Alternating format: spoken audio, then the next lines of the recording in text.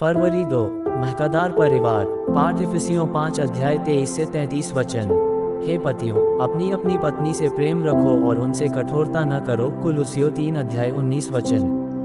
प्रेम का प्रारंभ घर से होता है। हमारे घर प्रेम की सुगंध से भरे होने चाहिए। यूहन्ना 12 अध्याय 3 वचन। इस संसार में घर सबसे अधिक पवित्र मंदिर है। मसीह ने अपना अंतिम भोजन घर में ही किया। पेंतेकुस्त के दिन पवित्र आत्मा भी एक घर पर ही उतरा। गैर यहूदियों के ऊपर पहली बार पवित्र आत्मा एक घर के भीतर ही उतरा। प्रारंभिक मसीही घरों में इकट्ठे होकर आराधना करते थे।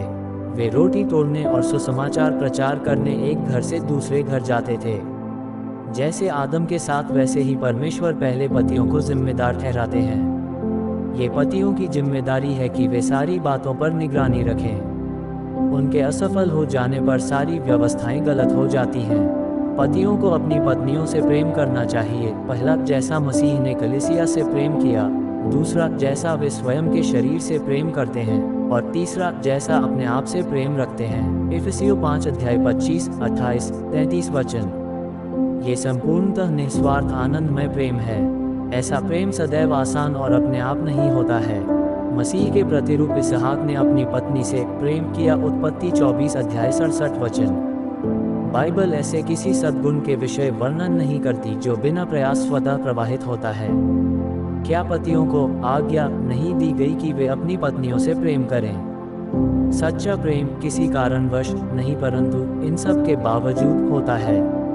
हन्ना के बांझपन के बावजूद एल्काना ने उससे प्रेम किया। पहला शमूएल 1 अध्याय 5 वचन। ऐसी कोई पत्नी नहीं होगी जिसके कारण पति को चोट न पहुंची हो, परंतु पति कड़वाहट को कोई स्थान न दे और सदैव पत्नी से प्रेम करता रहे। कुलुस्सियों 3 अध्याय 19 वचन। प्रेम से प्रेम उत्पन्न होता है।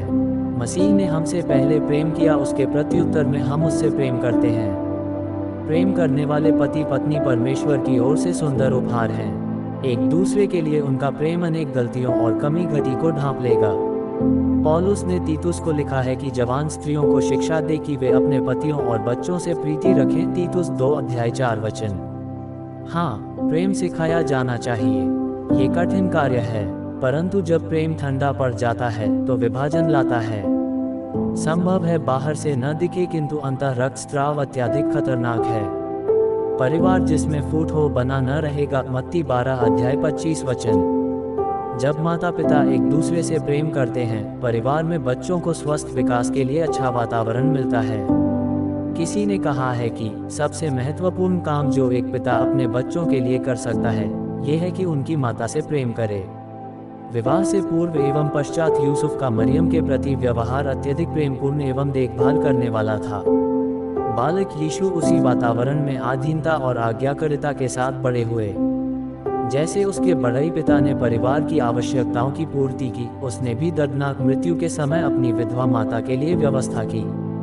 हे सिद्ध प्रेम, तू सभी मानवीय विचारों से परे है। विनम्र होकर तेरे सिंहासन के समक्ष प्रार्थना में घुटने टेकते हैं, ताकि हमारा प्रेम कभी समाप्त न हो, जिन्हें तूने सदा के लिए जोड़कर एक कर दिया है। डार्थी बी गुर्न 1858 से 1932।